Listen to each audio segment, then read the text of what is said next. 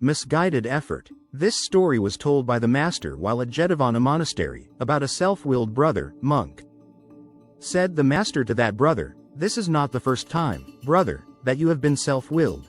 You were of just the same nature in past times also, and therefore it was that, as you would not follow the advice of the wise and good, you came to be cut in two by a sharp sword and were thrown on the highway, and you were the sole cause why 1,000 men met their end." And so saying, he told this story of the past.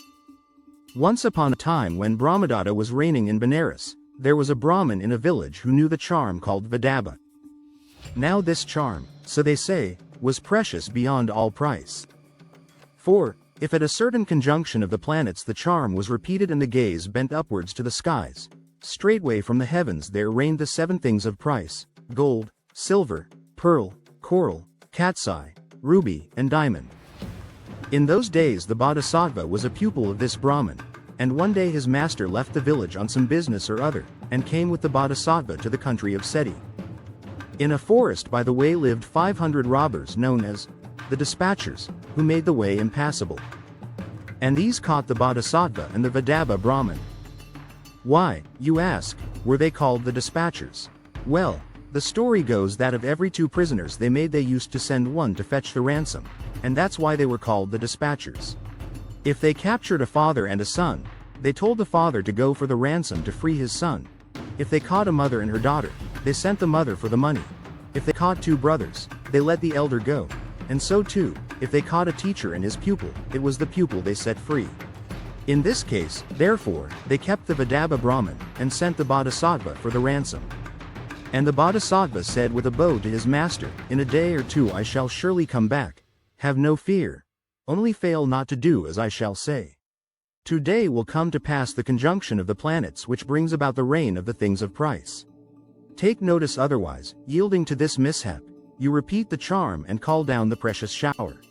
For, if you do, calamity will certainly happen to both of you and this band of robbers." With this warning to his master, the Bodhisattva went his way in quest of the ransom.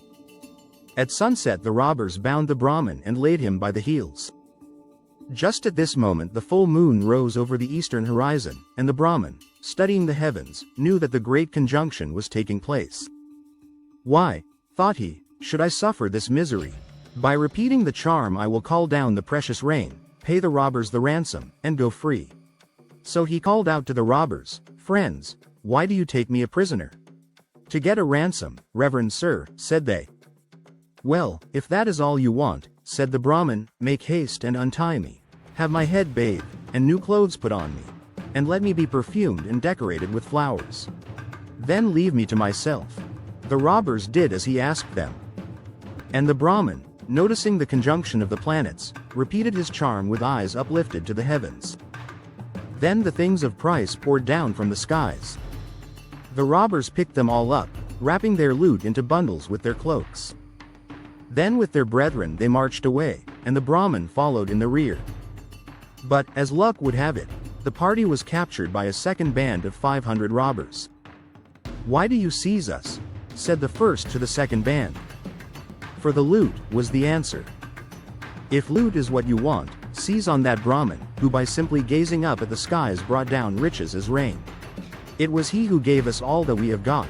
So the second band of robbers let the first band go, and seized on the Brahmin, crying, "Give us riches too." "It would give me great pleasure," said the Brahmin, "but it will be a year before the necessary conjunction of the planets takes place again. If you will only be so good as to wait till then, I will invoke the precious shower for you." "Rascally Brahmin," cried the angry robbers, "you made the other band rich offhand, but want us to wait a whole year." And they cut him in 2 with a sharp sword, and throw his body in the middle of the road. Then hurrying after the first band of robbers, they killed every man of them 2 in hand-to-hand fight, and seized the loot. Next, they divided into 2 companies and fought among themselves, company against company, till 250 men were killed. And so they went on killing one another, till only 2 were left alive. Thus did those 1,000 men come to destruction. Now, when the 2 survivors had managed to carry off the treasure, they hid it in the jungle near a village. And one of them sat there, sword in hand, to guard it, while the other went into the village to get rice and have it cooked for supper. Desire of possession is the root cause of ruin, said he that stopped by the treasure. When my mate comes back, he'll want half of this. Suppose I kill him the moment he gets back. So he drew his sword and sat waiting for his comrade's return. Meanwhile, the other had equally thought that the loot had to be had, and thought to himself, suppose I poison the rice, and give it him to eat and so kill him, and have the whole of the treasure to myself. Accordingly, when the rice was boiled, he first ate his own share, and then put poison in the rest, which he carried back with him to the jungle. But scarce had he set it down, when the other robber cut him in two with his sword, and hid the body away in a secluded spot. Then he ate the poisoned rice, and died then and there. Thus, by reason of the treasure, not only the Brahmin but all the robbers came to destruction. However, after a day or two the Bodhisattva came back with the ransom. Not finding his master where he had left him, but seeing treasure strewn all round about, his heart misgave him that, in spite of his advice, his master must have called down a shower of treasure from the skies, and that all must have perished in consequence, and he proceeded along the road. On his way he came to where his master's body lay split in two upon the way. Alas, he cried, he is dead through not regarding my warning. Then with gathered sticks he made a pyre and burnt his master's body, making an offering of wild flowers.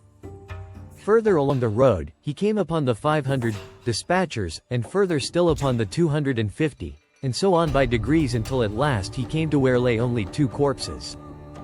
Noticing how of the 1,000 all but 2 had perished, and feeling sure that there must be 2 survivors, and that these could not abstain from conflict, he pressed on to see where they had gone. So on he went till he found the path by which with the treasure they had turned into the jungle, and there he found the heap of bundles of treasure, and one robber lying dead with his rice bowl overturned at his side. Realizing the whole story at a glance, the Bodhisattva set himself to search for the missing man, and at last found his body in the secret spot where it had been thrown. And thus, mused the Bodhisattva, through not following my advice my master in his self-will has been the means of destroying not himself only but 1,000 others also. Truly, they that seek their own gain by mistaken and misguided means shall reap ruin, even as my master. And he repeated this stanza, misguided effort leads to loss, not gain. Thieves killed Vedabbha and themselves were killed. Thus spoke the Bodhisattva, and he went on to say, and even as my master's misguided and misplaced effort in causing the rain of treasure to fall from heaven brought both his own death and the destruction of others with him, even so shall every other man who by mistaken means seeks to compass his own advantage, utterly perish and involve others in his destruction. With these words did the Bodhisattva make the forest ring, and in this stanza did he preach the truth, while the tree fairies shouted applause. The treasure he planned to carry off to his own home, where he lived out his term of life in the exercise of almsgiving and other good works. And when his life closed, he departed to the heaven he had won. Said the master, this is not the first time, brother, monk, you were self-willed. You were self-willed in past times as well, and by your self-will you came to utter destruction. His lesson ended, he identified the birth by saying, the self-willed brother was the Vedabbha Brahmin of those days, and I myself his pupil. If you enjoyed this video, don't forget to like, share, and subscribe to our channel for more content that inspires and uplifts. And remember, these stories are meant to be shared, because wisdom grows when it's passed on.